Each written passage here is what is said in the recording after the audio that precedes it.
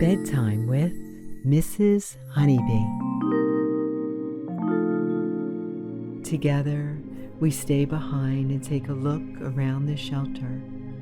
We just need to find all these dogs' homes.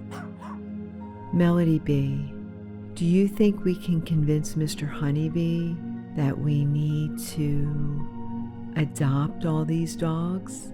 Mr. Honeybee will be way easier to convince than Harold. Just look at him snarling at you for even suggesting he not be the only dog anymore. Aw, I didn't mean it, Harold. You're the only pup for us. But where can we put all your friends?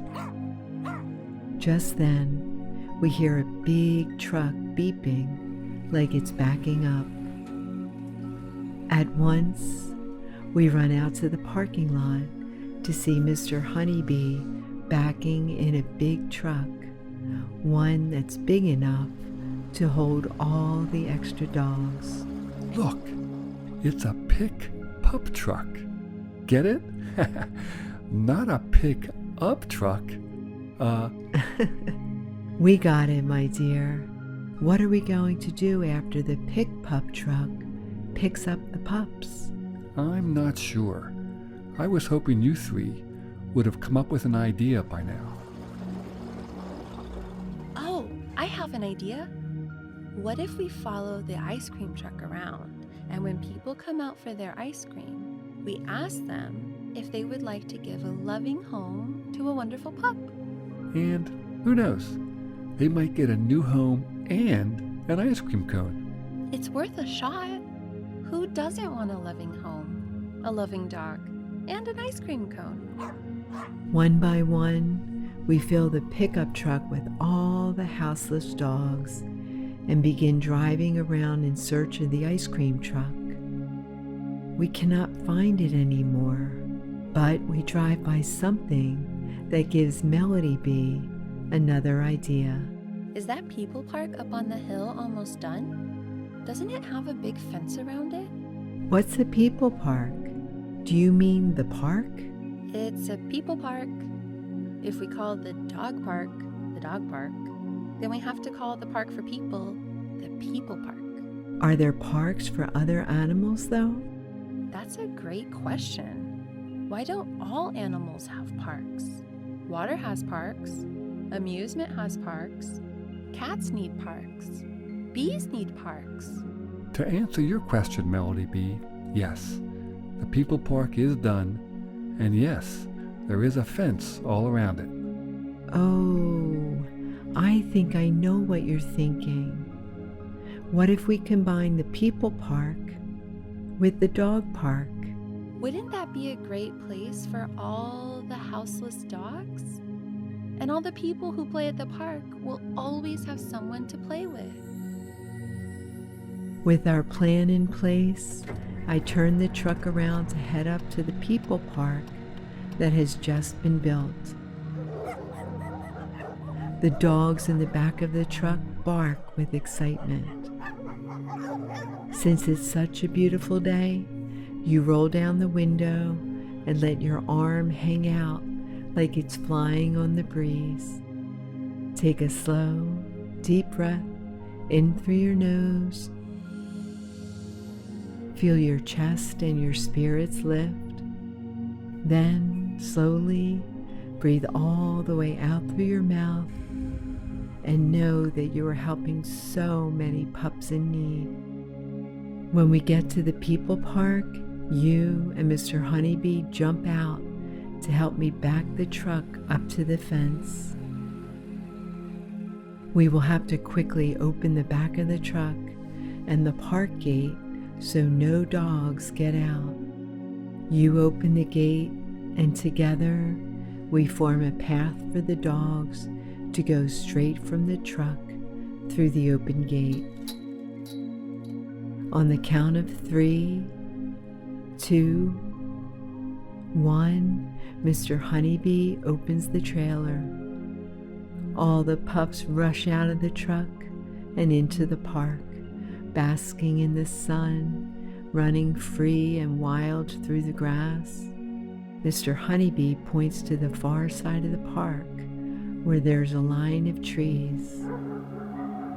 We can build as many houses as they need, right along the trees.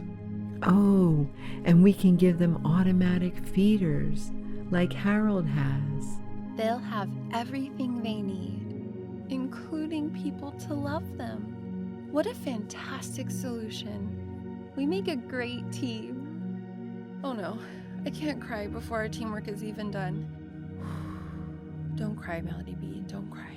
With a team high five, we get to work building enough dog houses for everyone. There's even more room to add more if needed.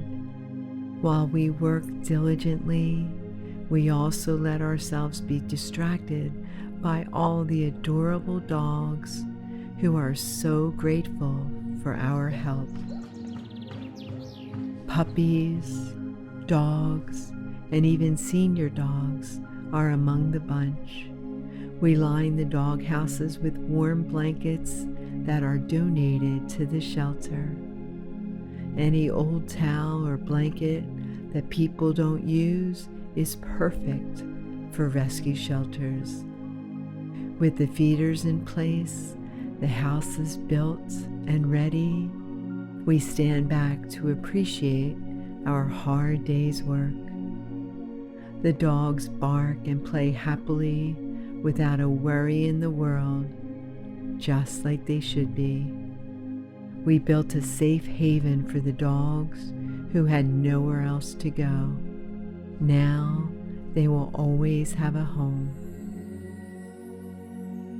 That's when we hear the gate open again.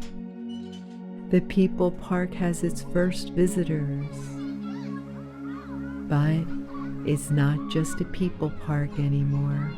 This is the world's first, well, what should we call it? How can we combine a people park and a dog park into one name?